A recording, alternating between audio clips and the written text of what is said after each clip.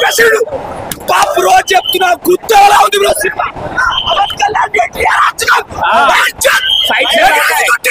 Fights ఎలా ఉన్నాయి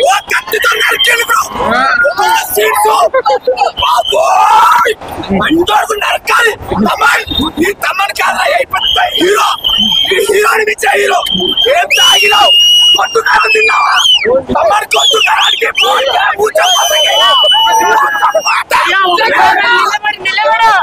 ప్రభాస్ గారు లింక్ సీన్స్ ఉంటాయేమో పార్ట్ 2 లో అనుకుంటున్నాం. సో దాని గురించి అయితే ఎగరగా వెయిట్ చేస్తున్నాను. ఓవరాల్ సినిమా నెక్స్ట్ లెవెల్ ఎప్పుడు అనుకోలే. ఆ కత్తిని వాడిన విధానం ప్రభాస్ గారిది ఉంటది. కత్తి వాడడం మొదలు పెడితే నాకంటే ఎవరు బాగా వాడలేరని, ప్రభాస్ గారి తర్వాత మళ్ళీ అదే రేంజ్ లో కత్తి వాడేదంటే పవన్ కళ్యాణ్ గారు అని ప్రూవ్ చేసేలాగా ఆయన. ఎందుకంటే ఆల్రెడీ మనం ఖుషి సినిమాలో చూసాం ఆయన కరాటే సీక్వెన్స్ ఇవిని, అలాగే మళ్ళీ జల్సాలో చూసాం కత్తి వాడిన సీక్వెన్సెస్. మళ్ళీ ఇందులో కొన్ని రిఫరెన్సెస్ పాత సినిమాల నుంచి కూడా తీసుకోవడం, ఆ జల్సా నుంచి కొన్ని డైలాగులు అండ్ ఖుషి నుంచి కొన్ని సీక్వెన్స్. మెయిన్ గా జానీ గన్ ఏదైతే ఉందో ఆ జానీ గన్ వైబ్ వేరే ఉంది. జానీ రిలీజ్ చేస్తే మళ్ళీ థియేటర్ లో ఒక వైపు ఉంటది ఖచ్చితంగా. సాంగ్స్ ఎలా బాగున్నాయి. ఎక్కడ డిస్టర్బింగ్ కంటెంట్ ఏది లేదన్న సినిమాలో.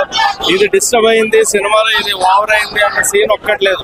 అండ్ స్టేజ్ మీద ఎందుకంటే నాకు అనిపించింది మన ప్రీ రిలీజ్ లో పవన్ కళ్యాణ్ గారు స్టేజ్ మీద కొంచెం ఎగ్జాజరేట్ చేస్తున్నారా, ఎక్కువ చేస్తున్నారా అనిపించింది. కానీ చేయడంలో తప్పు లేదు, ఆయన ఎంత చేసినా ఇంకా తక్కువే అనిపించింది. సో థియేటర్ లో అయితే ఓజీ తాండవం చూసాం అనమాట కంప్లీట్ గా కూడా. థియేటర్ లో గ్యాంగ్స్టర్ వైబ్ తో నిండిపోతాయి, డౌటే లేదు. పవన్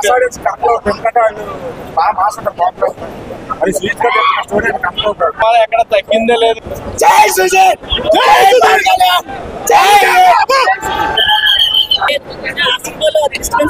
ఓకే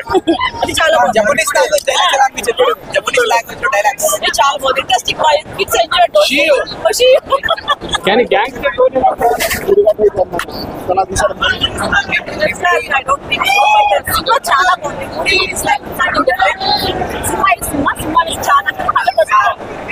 గ్యాంగ్స్టర్ రోల్ ఎలా బీజిఎం బాక్సులు మాత్రం పగిలిపోయాయి భయ్యా. ఇది చాలు భయ్యా, సినిమాకి చాలు. నాదే చాలా బాగా నచ్చింది. అందరి తప్ప సినిమా రోజు. Thank you.